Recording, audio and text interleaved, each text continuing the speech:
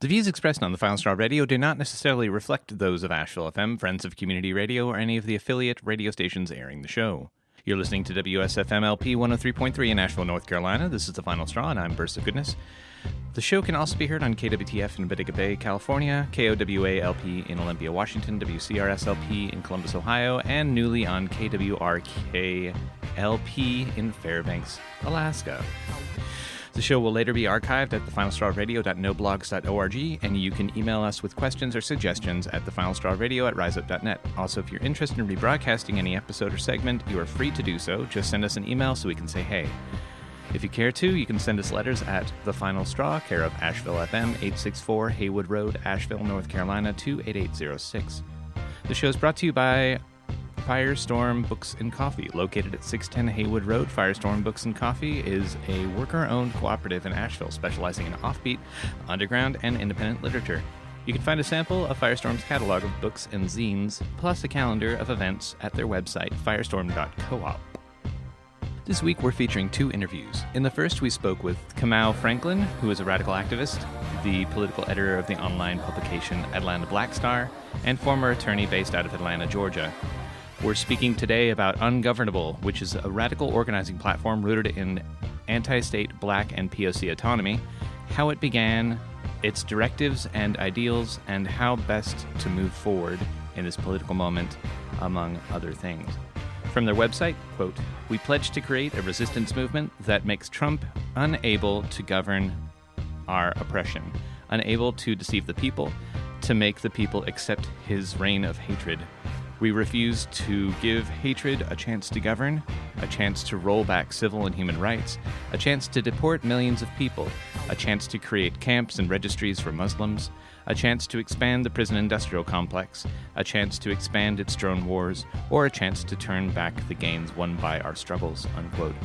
To learn more about Ungovernable, you can visit their website at https://www.ungovernable2017.com. Also, you can hit them up on Fedbook by searching Ungovernable 2017 and beyond. Our guest has also invited people to message him on Fedbook as well, and you can do that by searching his name, which is spelled Kamau space Franklin.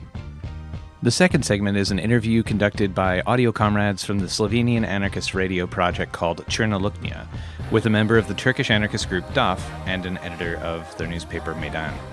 As we announced recently on the show, the main editor of Meydan, Hussein Shivan, has been sentenced to 15 months in prison in relation to 3 articles in their December 2015 issue dealing with the struggles of Kurdish minorities and the resistance they offered to the Turkish state's slow genocide. The conversation was published on January 5th of 2017. Though most of Crna Luknja's interviews are conducted in Slovenian, they do produce interviews in English when it's the common language shared with their guests. More content from Crna Luknja can be found at radiostudent.si and searching CRNA space LUKNJA. First, though, a few quick, mostly prisoner announcements. Sean Swain is an anarchist prisoner who's generally featured on this show with a segment that's been running for 3 years called You Are the Resistance. And that's 3 years as of this week. Sean has been on hunger strike, apparently, at Warren Correctional Institution in Ohio since December 26th and has been placed on suicide cell. We just got word last week. Although details are still murky, we know that Sean has been without food since December 26th. He's been charged with extortion of a deputy officer and had begun a disciplinary process when he began his hunger strike and was placed in a suicide cell. We know that the prison is recognizing his hunger strike and following the associated procedures, which include taking him to the medical unit every day and weighing him and taking his vital signs. It's unclear whether they are attempting to negotiate with him in any way. Please take a moment to write a letter of encouragement to Sean and to call the following prison administrators and encourage them to negotiate with Sean and help him to end his hunger strike as quickly as possible. Deputy Director of Operations, Casey Barr, that's Barr with 2 R's, 513-932-3388, extension 2005. That's 513-932-338, extension 2005. Or Warden's Assistant Greg Kraft, 513-932-3388, extension 2010. Again, that's the same number, 513-932-3388, extension 2010. Also, there are pushes by the support crews in the last few days of Obama's presidency to request clemency or commutation for the sentences of long-term political prisoners here in the U.S. The few that we've caught wind of specifically are the following. Leonard Peltier, an indigenous activist and prisoner in his 70s, is continuing to serve a federal prison sentence as his health declines, despite his denial of guilt in the shooting death of 2 FBI agents during the raid on the American Indian Movement's encampment on the Pine Ridge Reservation in North Dakota in 1975. The case has been hotly debated since it was held, with many contesting the possibility of Peltier's guilt. Recently, one of his prosecutors from that original case even said that it was time to let him go due to age and health concerns. More on his case can be found at whoisleonardpeltier.info.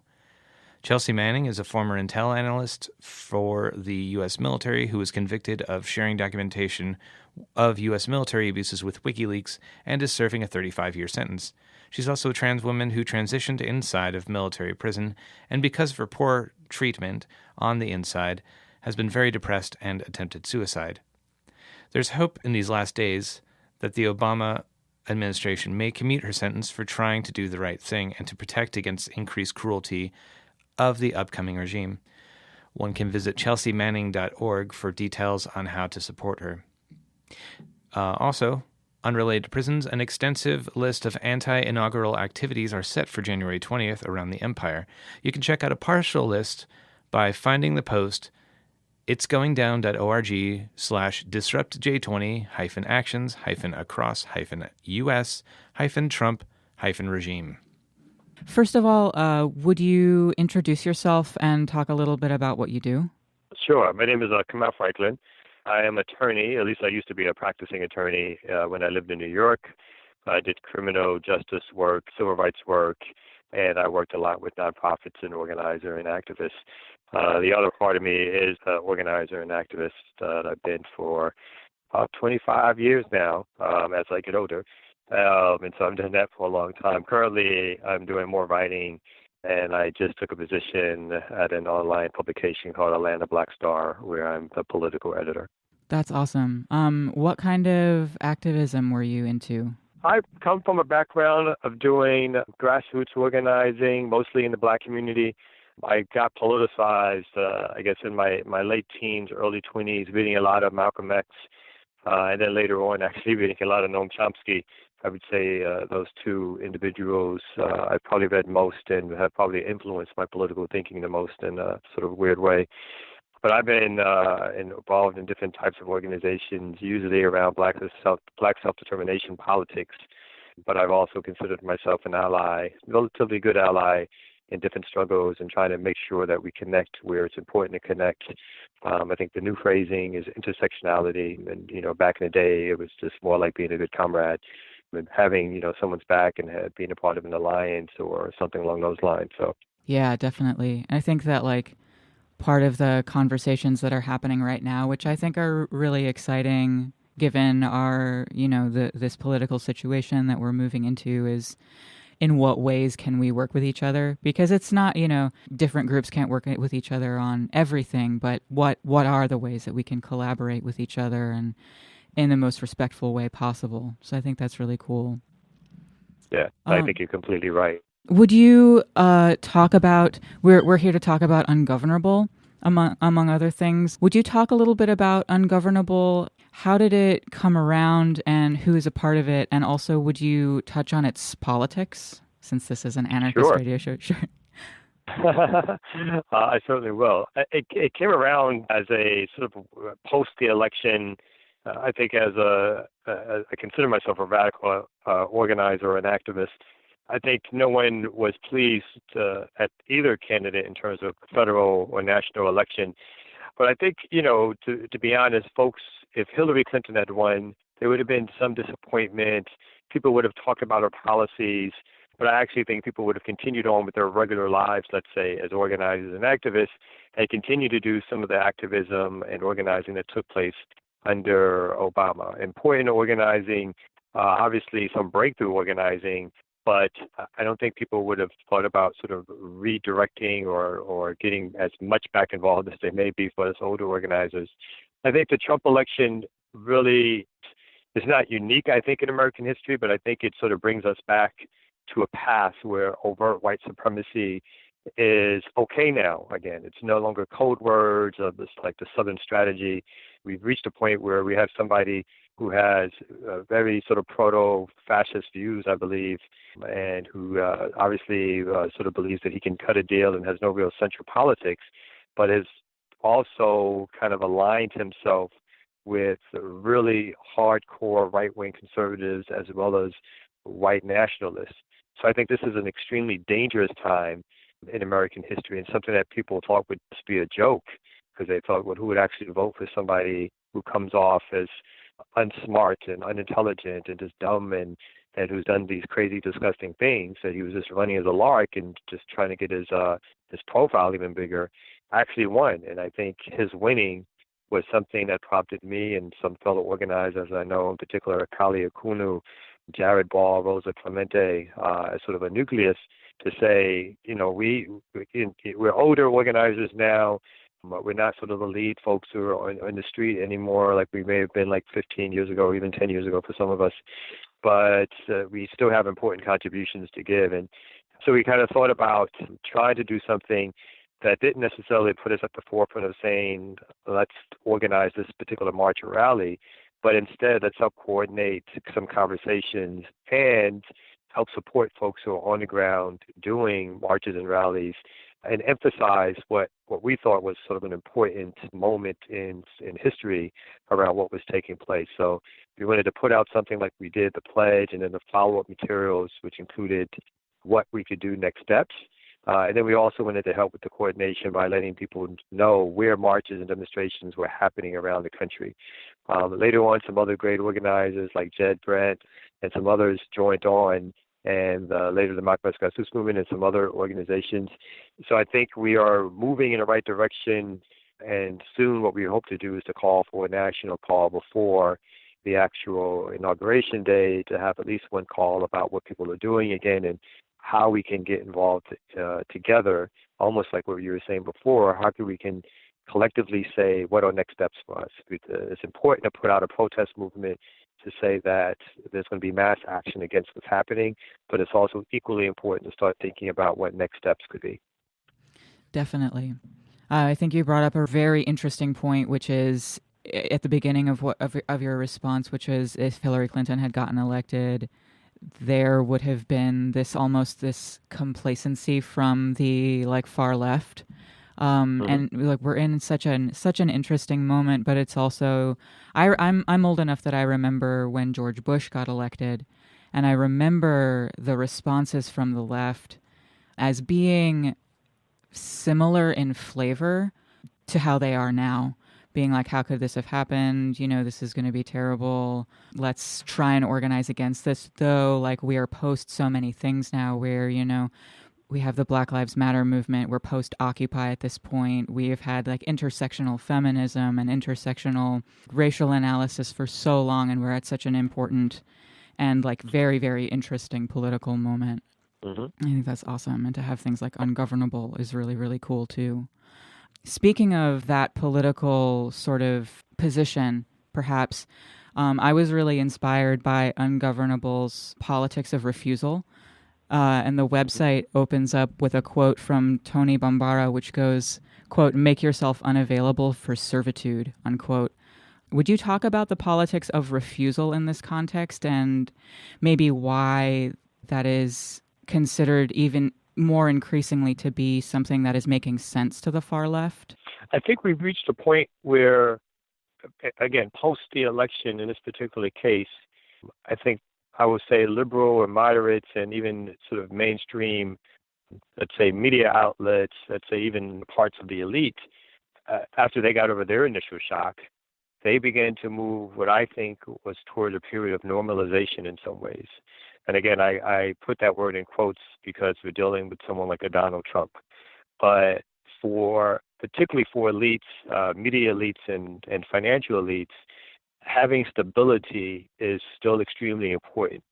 And so even though, again, someone who is demonstrating themselves to have fascist views is coming into office, there still seems to be somewhat of a complacency, let's say, but particularly by media, not that we expect much out of them, but to start treating this like it's any handoff of power per se. I think for elites, it's the stability that matters, and so clamping down on how unusual this moment is, not unprecedented again, but unusual, is also something that I think elites want. I think, on the other hand, those of us who sort of at least should be in tune to the possibilities of sort of the degradation of rights that's probably about to happen across the board in so many different areas of life and to so many different people and for so many different reasons, we can't act like this is something that is a regular conservative gaining power in some ways, which may be, extremely disappointing. It may be a reason for us to organize. But again, to be honest, for the most part, like you said, we've organized around that stuff, but the intensity of it hasn't always been as strong as it needs to be. I think during this period, there's no reason why all the stuff that we're seeing, that we can't build on the intensity and try to bring over liberal, progressive folks to a far more radical critique about what's taking place right now. So it's extremely important, I think, that we start this moment of saying that this president, as some people have already put out another hashtag, is not my president, that this system has reached such a level of corruption that we can't pretend like this passing off of power is something that we can say, okay, let's just see how this plays out, or let's give them the benefit of the doubt, as some say, or let's give them a chance, or whatever. Those are people who can afford to do that, who are mostly saying that. I think there's a lot of us on the ground, and those of us who are connected to other folks on the ground, who know that actual lives are in jeopardy with this kind of person in power. Definitely. I was intrigued by your discussion of, or what you were saying about how media elites and liberal elites, how they are sort of benefiting from dominant discourses right now. And you said the rhetoric of the unusualness of the moment being something which benefits liberal mass media or the dominant narratives. Would you tease that out a little bit if you feel like you can? Yeah. I think that's a good point. I think it's more a point that you're making, but I think intuitively I would have made that point. So thank you for bringing it up anyway. Because I agree, like even though I think mass media, and I think this is borne out by numbers on cable and online publications and so forth, in some ways benefit from a slightly unstable political discourse that keeps everybody interested, but not unstable enough to whereas it messes up, obviously, the interests of financial elites. As we also seen during this time is, again, cable news networks, ratings are up. Wall Street is going through a particular upward trend because they're looking forward to lower taxes on corporate holdings and corporate taxes and on Wall Street trading and the rest of it. So I think there's something about this, again, that some groups think that they can benefit, that they stoke, but only stoke so much, while at the same time suggesting to us that there's a process here that power gets passed on, and we just have to live with it. And I think, in particular, the Democrats come up really shameful on this because from what we've seen over the last few days on these hearings, and even if we go back a little further, the fact that they put up a candidate like Hillary Clinton, that they will not be an oppositional force because they still think that they could win over, at this particular juncture, some of those voters that went far right.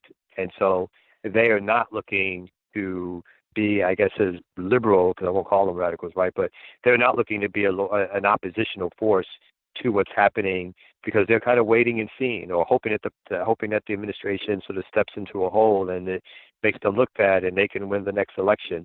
So I think there's folks who are sort of priming up for the same sort of change that we've already seen, which again, may alleviate some of the harshness of sort of late-stage capitalist economics, but it doesn't eliminate the larger problems that all our communities are facing. Definitely. And also this whole, like, the fight's going to be in 2020, like, we just have to shore up for that big one or whatever, and completely undermining any sort of narrative that says, like, the fight is now and we need to make life better now or something like that. Yes. In that, maybe on that tip, I was super interested in the initiatives laid out on the Ungovernable website in the Build and Fight section. And just really briefly, I will pull it up and just go through them really quick. So there's this two-part sort of broad suggestion for how to proceed in the next 4 years and sort of beyond. And there's two sections, and one is the build, and it goes into a lot of like infrastructure building projects like food sovereignty, building energy networks that are autonomous, building reclaiming common spaces, building cooperatives, and making people's assemblies. And then the fight section, when both of these things it's suggested are to happen simultaneously. And the fight section goes through self-defense committees and educational campaigns and sanctuary networks to defend undocumented folks, Muslims, and other like disenfranchised peoples, communications and information sharing networks, and broad civil action units to engage in massive civil disobedience. I guess I went through it, but I was wondering if you could speak a little bit about that and how those things were decided upon. Yeah, just the need for something like that right now. Yeah, I think part of it is that the organizing world, the radical left or the far left, is really divided up into two camps, and they're not mutually exclusive by any means. But I think there's a continual argument sort of between let's say two camps. One is sort of mass action, street action, taking over the state in some ways. And then there's another sort of section of it that talks a lot about autonomy and building autonomy, and as opposed to challenging sort of a state apparatus, that we should just sort of beg out and just build something separate and get ready to sort of protect ourselves when that state apparatus comes to destroy it or crush it. But I think these arguments obviously have been going on for decades within sort of a radical left organizing community. So what we wanted to do is to say like both are valid needs that we as organizers have. There's no way that you can't challenge the power of the state, because if you just ignore it, it's going to come after you anyway. And again, as we said earlier, this moment that we're in demands that we do something to challenge the forces out there in terms of what will soon come down the pike after the inauguration. So making sure, again, that we're doing mass action, that we're keeping the pressure on, that we're encouraging it to happen, that we're encouraging people to try different techniques, obviously, besides marches and demonstrations, but civil disobedience, direct action, and to really to do things that keep highlighting that Donald Trump does not represent us, that we won't be governed by him. But at that same token, we know that our communities will need protection.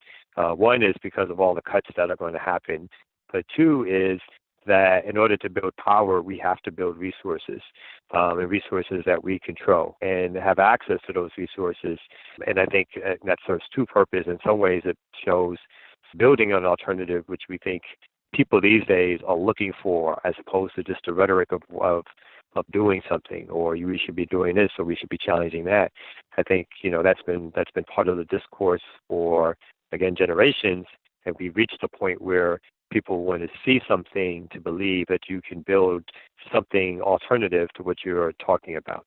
And so I think that's part of what that is. It's like, how do we link up some of these things that are already happening, but maybe happening on small levels? There'll be ways that we can help support each other in building cooperatives, or there are ideas that we can share. When we talk about sustainable development around food production and other things, again, are there other ideas? How big can we grow these things in urban communities and include radical politics within them?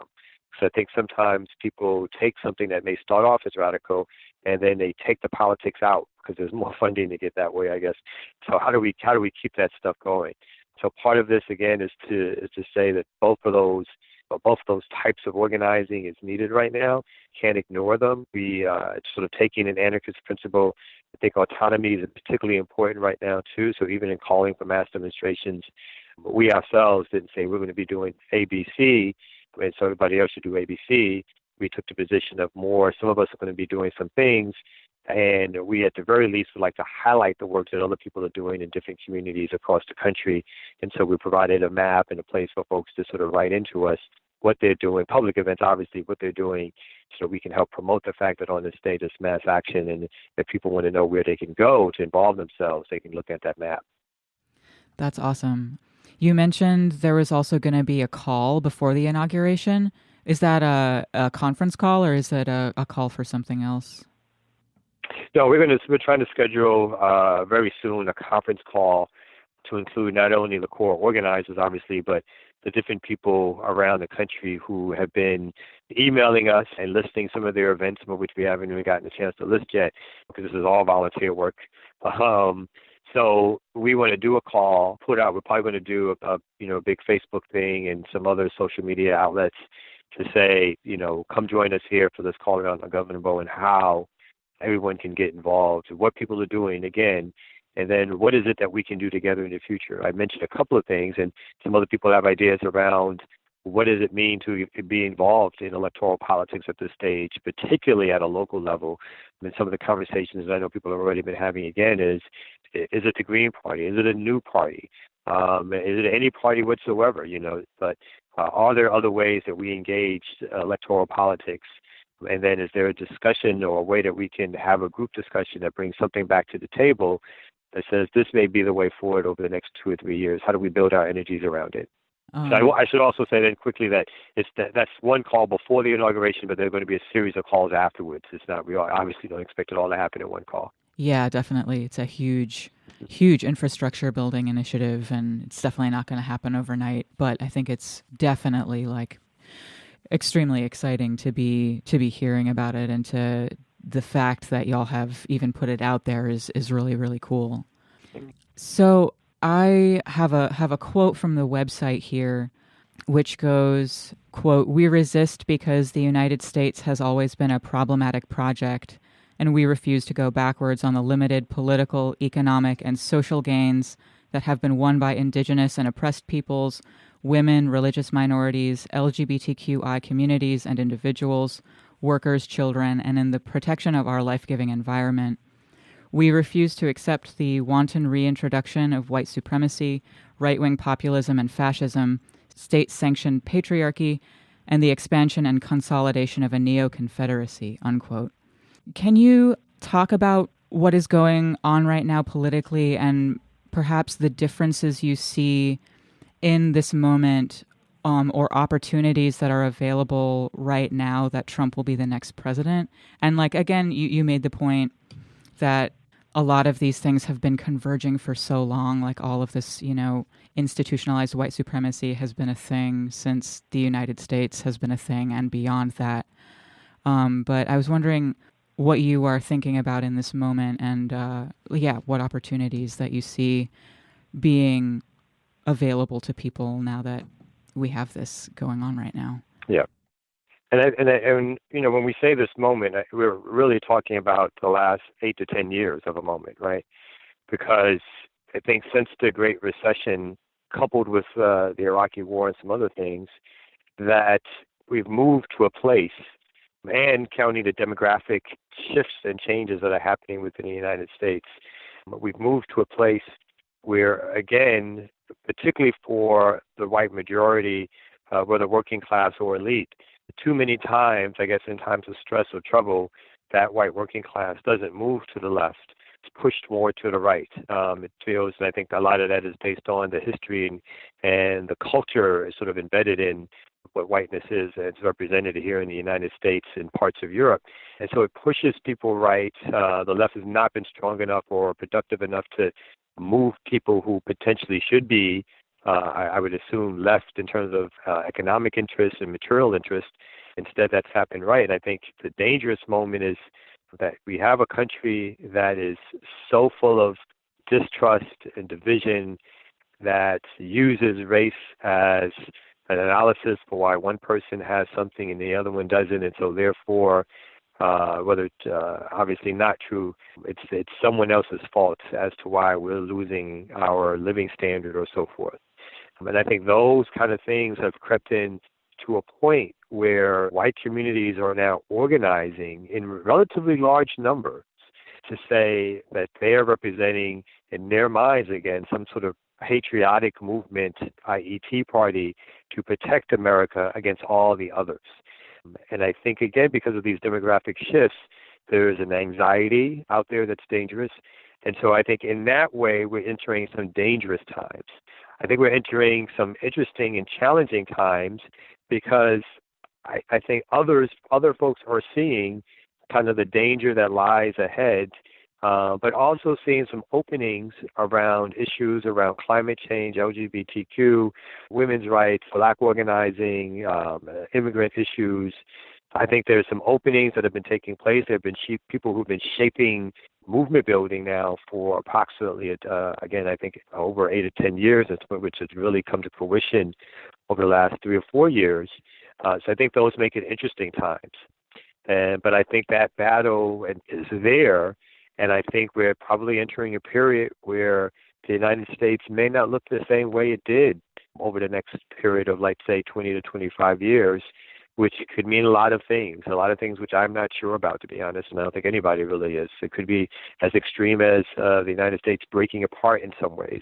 It could be as extreme as something like fascism coming in a more direct way, where we start to see more prisons being built again, the walls that are being built, people targeted for not only deportation but larger prison sentences, sort of a realignment around the roles, not a realignment, an escalation of the alignment of how police and their roles and their duties are enacted with the protection of a federal government who decides to turn a blind eye to any sort of human rights violations that are taking place. So it's not so much that some of that obviously is not happening now to certain degrees, but I think we're entering this period where there's a lot of shaky ground underneath. And again, it's best to be prepared for those moments. And I think this is an opportunity for those of us who are on the left to prepare ourselves and to convince others that the sort of the shift that's happening in some communities is not a wise one. It's not a profitable one in terms of people being able to work together, people being able to mobilize together.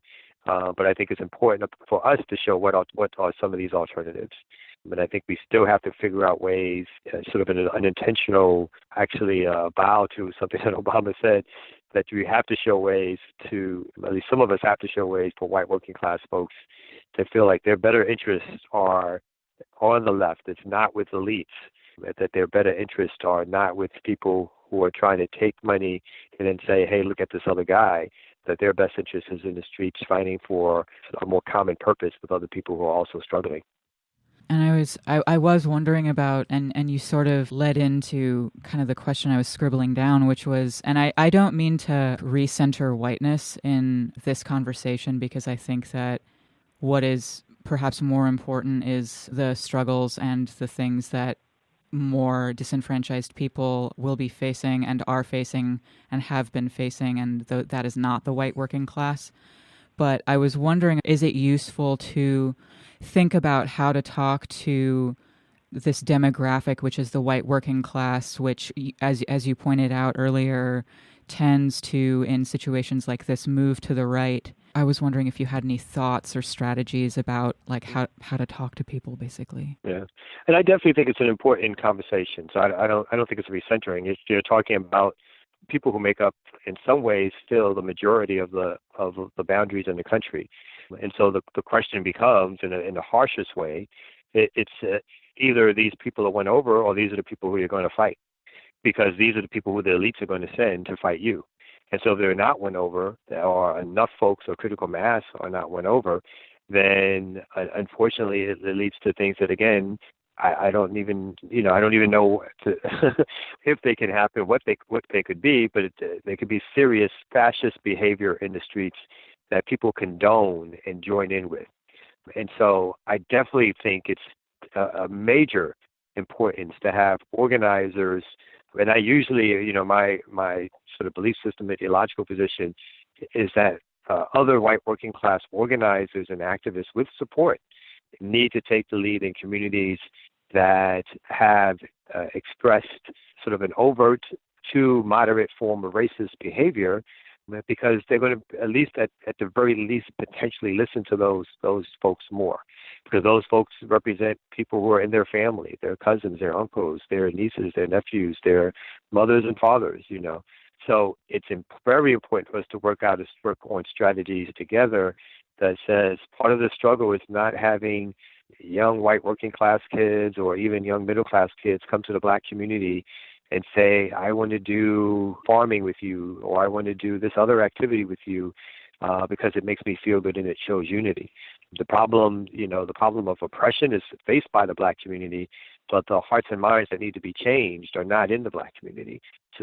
Majority speaking, it lies in working class white communities who continually give these elites power and or provide cover for them to take power. So I think it's something that we, have to continually talk seriously about. It's something that people have been, again, talking about for decades. But I think without that being a part of the strategy, it leads to a much tougher battle. And again, it leads to a population that is opposed to being on your side becomes a population that you actually wind up fighting against.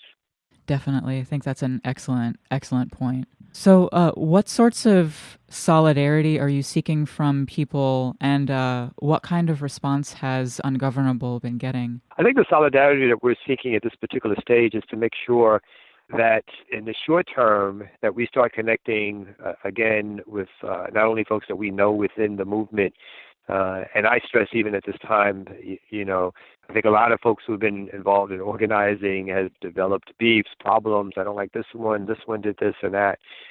This becomes a time where a lot of that stuff has to be laid to the side because that's the moment that we're in. So a lot of it is consolidating forces and people that you've already had a history with, but a lot of it is reaching out to people to say, are there ways for us to join these circles into sort of concentric circles and start talking to each other? Governable isn't the only sort of group that's calling for mass action. It's not the only group that's trying to think about these issues. We're just one particular group doing it. And so our responsibility is to try to make sure we reach out to some of the other groups and see what is it that we can do to get ourselves out of these silos. And the silos function in many ways. You have the nonprofit industrial industry where it becomes important for people to do something because that's what their funding relies on. And even though some of those the same people who are employed were the most radical activists 5 or 10 years ago and still believe that they're the most radical, but in some ways maybe playing a little bit more to what their funding base is at times as opposed to what their instincts tell them around good organizing. And good organizing at this stage is meeting up with other groups outside of your circles to make the largest group that we can possibly make.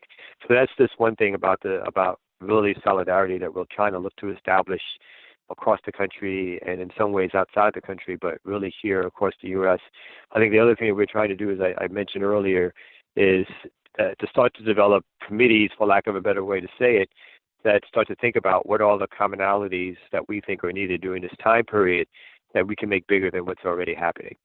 So again, that could mean some future demonstrations, but that more importantly, I think in terms of that second part, can mean what are the structures that we can build and or build on that gives us more resources and provide some safety for us during this time period.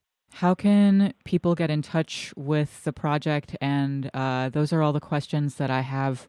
I was wondering also if you have anything that you wanted to add for the interview. Sure. The best way for folks to get in touch with us is ungovernable2017.com, which is our website. We also have a Facebook page called Ungovernable and Beyond. And any, my Facebook page, Kamau Franklin, people can message me. I think any way possible for folks to get in touch with us, we want that right now.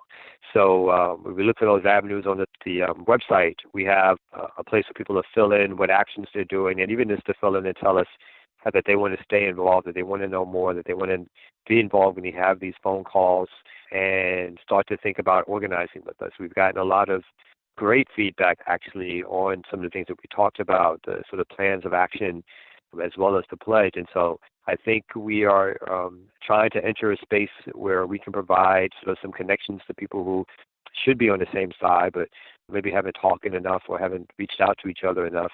And so we think whatever we can do to add to the momentum of what this moment is, we want to be able to be a part of that. Definitely. Thank you so much for coming onto the radio. It's been such a pleasure talking to you about this project and about your work, and thank you so much. No, thank you, and thank you for your patience. And now here's that featured segment with our friends at Crna Luknja out of Radio Student in Ljubljana, Slovenia.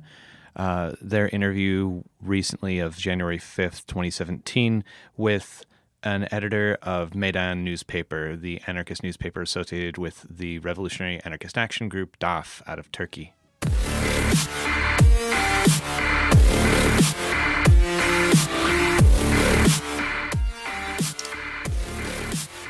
Okay, welcome back. You are listening to Independent Radio Student in Ljubljana, Slovenia. We are changing the language to English because the last part of our show will be dedicated to the situation in Turkey, especially concretely about the repression against the anarchist movement, against the anarchist organization DAF and the anarchist newspaper Meydan. This is why we have with us a comrade from Turkey. Welcome to the show and thank you for replying to our call on such a short notice. Do we hear each other? Hello. Hello. We hear that recently the editor of the anarchist magazine Meydan was sentenced in court to prison for making the propaganda for the methods of a terrorist organization constituting coercion, violence, or threats through legitimizing or praising or encouraging the use of these methods. Please, can you, for our listeners at the beginning, just give a few words about your magazine Meydan, what kind of a magazine it is? It's an anarchist newspaper and it's monthly. We are publishing this newspaper for 3 years, and it has the longest anarchist magazine period in Turkey. And an investigation, many investigations was started to our magazine, but one of them was finished now. It was about 3 articles, the investigation. The names of these 3 articles were both arrival and departure of state is from fear, and the second banned until further order, and the third recreating life. It was our 13th issue of our newspaper. It was published on December 2015 with the caption banning everything. And should I explain the process? How was the judgment? This is, as you mentioned, it is not the only investigation against the newspaper, but maybe it is good that you explain a little bit the last case against the editor of your newspaper. The lawsuit following the investigation ended after almost a year of trials. On the summary judgment, for 2 weeks, the court sentenced the managing editor of our newspaper, Hüseyin Civan, to 1 year and 3 months of imprisonment with the charge making the propaganda for the methods of a terrorist organization constituting violence or threats through praising or encouraging the use of these methods. And they gave the punishment. And about our newspapers, we are writing about women. We are writing about ecology. We are writing about the violence of the state and violence of the police, of course. We are writing about conscientious objection. We are writing about actually every oppressed people and other things. So they judged us and gave us a punishment, but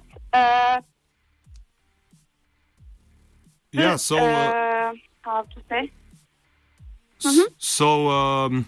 So the repression or the judgments, the court cases against the editor and against your magazine are basically because of the written word about the articles, about making critics, articulations against the oppression and exploitation in Turkey. How do you see this concrete case or repression against your magazine in a context of wider oppression by the Erdogan's regime in recent months after the unsuccessful coup in the summer? Do you see this as part of this re-establishment of the order and more repression?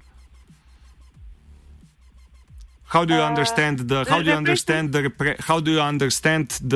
repression against your magazine, against your movement, in the context of wider situation in Turkey?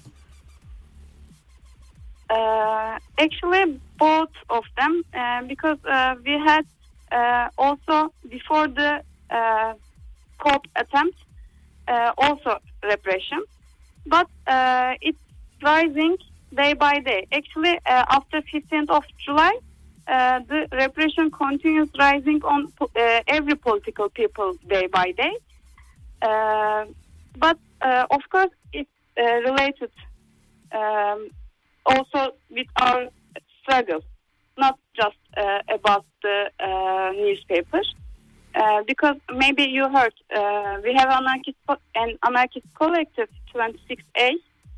We have 2 cafes in Istanbul by this collective, and before 2 months, we had a police attack to the collective. Maybe I can talk about this also. Explain. You can talk about this. Sorry, I couldn't. Yes, please. We want to please? hear also about what is the situation with the cafes and these attacks of the police that happened 2 months ago. Okay. The police, with the pretext of a basketball match security in our collective street, occupied the street of the cafe. Moreover, they tried to ask for tea, and naturally, the murderers are never given anything in 26A collective. Police get annoyed and closed both ends of the street with the pretext of security. Police, offended by this discrimination, didn't let the people coming to the cafe into the street. Moreover, they harassed the volunteers with identity control and called the municipal police of this area for regulatory control. When it didn't work, they continued their harassment with undocumented workers control for our cafe, where everyone is volunteer of the collective 26A. Many people, including people from revolutionary organizations in this area, showed up for solidarity against police harassment. Police took then a back step, and as a result of revolutionary solidarity and determination of the volunteers. So it was like that. And actually, as I said, it's not just one repression. After this coup attempt, you can feel the repression in every state. Also, everybody feels that at home. For example, if you want to protest something, normally the police could attack. Everybody knows that. But we know now, with the state of emergency, the police is attacking to every demonstration, really every demonstration. And the detention period is longer now. Maybe you heard that. With the state of emergency, police has the right to detain people 30 days long without judgment. They want to actually finish public opposition. And it's not just about finishing public opposition, actually. Of course, all of these are related with the politics of Turkey, with the domestic politics or with the Syrian politics, all of them. These activities of the state about Syria, for example, are affecting directly the domestic politics. And the coup attempt on 15th of July, bombs, attacks, suicide attacks, and these politics are affecting, of course, the economy. So that's why everybody is feeling it also at home. Everybody says crisis is on the door, but actually it's at home. The unemployment is rising day by day, and so people have really big problems here. Yeah. Okay, so as you told, repression is rising, no demonstrations are allowed, and also economical situation is getting worse and worse, and these are like two reasons why people don't feel comfortable in public spaces anymore, maybe.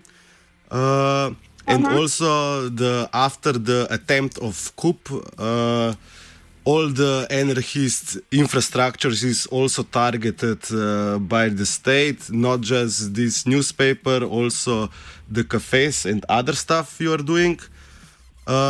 Maybe just a short question. Do you, in this situation, do you still publish the Maidan magazine, and are the cafes you are running opened? Yes, the cafes are open, and I'm now at our cafe in Taksim in Istanbul. We are opening them because if we don't open, they will win. Yes. And the Maidan newspaper, we published the last issue last week, and so we are continuing to the struggle. So that's the answer. Yeah, thank you. Your Yes, question, I think. yes. Okay, so this is a very powerful message that you are still continuing doing your activities. Yes, how you also said in the statement you wrote after the prison sentence of the editor, you said that you will continue to resist, act and write against oppression, investigations, custodies and arrests. So maybe just for the end, you can tell for our listeners and for us where we can find more information, what is happening in Turkey, and how we can support your struggle. We talked about economical problems. We talked about the repression of the state. But actually, we have here one more big problem. It's conservatism. Everybody knows that Middle East has very conservative societies, but it's also rising now day by day because it's helped by the state and by the government now, and this is also how to say this problem. Everybody can also feel that in the streets. Women have very big problems, but one good thing, women protests are continuing because the men and the state is continuing killing women and the violence against the women are rising. So women are resisting against all of that still. And it's very hopeful for everybody that everybody knows someone is still in struggle. Also last week in Istanbul, in a square, very known square, a woman was raped by a man, and it was very big protest against this. And the police were effectless to this protest. So everybody could see that yes, we can protest. We can also protest in the state of emergency. It was very hopeful, a hopeful thing. And the last message I have to say, the solidarity is really important for us from other geographies. And how I want to say to everybody, just continue struggling. So Okay. that's what I want to say. We agree. We know that only struggle is the only answer to all this situation that we are faced off by the ruling class, by the oppression. So it's also very good to hear that you still have hope in this hard situation in Turkey, and we know that the international struggle, international solidarity, global solidarity is one of our weapons. So thank you for this good report, not just on the Maidan case, but also on general situation in Turkey. But maybe just for the end, can you tell us where we can find more information and how we can support your struggle that is clear, is very lively and working on many levels? We have websites and we have Facebook pages, different Facebook pages. They are in Turkish, but we are translating important things to English. Should I say the names of the website? We can say that on the website of our radio show, it is radiostudent.se. Under our show, there will be links to your websites and Facebook pages. So the listeners who wants to get in contact or get more information can go to this link and find the other links. Yes. Okay. Yeah. So thank you very much for your time. The page. Yeah. Thank you very much I'm for. also thanking you. Yeah. Big salute to Turkey and good luck with all the struggles, and we stay in touch. Thank Ciao. you. Always in solidarity. Yeah. Ciao. Ciao. You're listening to WSFM-LP 103.3 in Asheville, North Carolina. This is The Final Straw, and I'm Burst of Goodness. The show can also be heard on KWTF in Utica Bay, California, KOWA-LP in Olympia, Washington, WCRS-LP in Columbus, Ohio, and newly on KWRK-LP in Fairbanks, Alaska. The show is brought to you by Firestorm Books and Coffee. Located at 610 Haywood Road, Firestorm Books and Coffee is a worker-owned cooperative in Asheville specializing in offbeat, underground, and independent literature. You can find a sample of Firestorm's catalog of books and zines, plus a calendar of events at their website, firestorm.coop.